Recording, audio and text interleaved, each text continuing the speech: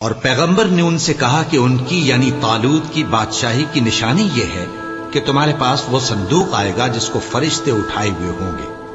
اس میں تمہارے پروردگار کی طرف سے تسلی بخشنے والی چیز ہوگی اور کچھ اور چیزیں بھی ہوں گی جو موسیٰ اور ہارون چھوڑ گئے تھے. اگر تم ایمان رکھتے ہو تو یہ تمہارے لیے ایک بڑی نشانی ہے. غرض جب طالوت فوجیں لے کر روانہ ہوا تو اس نے ان سے کہا کہ اللہ ایک نہر سے تمہاری آزمائش کرنے والا ہے. جو شخص اس میں سے پانی پی لے گا اس کی نسبت تصور کیا جائے گا کہ وہ میرا نہیں، اور جو نہ پیے گا وہ سمجھا جائے گا کہ میرا ہے. ہاں اگر کوئی ہاتھ سے چلو بھر پانی لے لے تو خیر. جب وہ لوگ نہر پر پہنچے تو چند آدمیوں کے سوا سب نے پانی پی لیا. پھر جب طالوت اور مومن لوگ جو اس کے ساتھ تھے نہر کے پار ہو گئے تو کہنے لگے کہ آج ہم میں جالوت اور اس کے لشکر سے مقابلہ کرنے کی طاقت نہیں.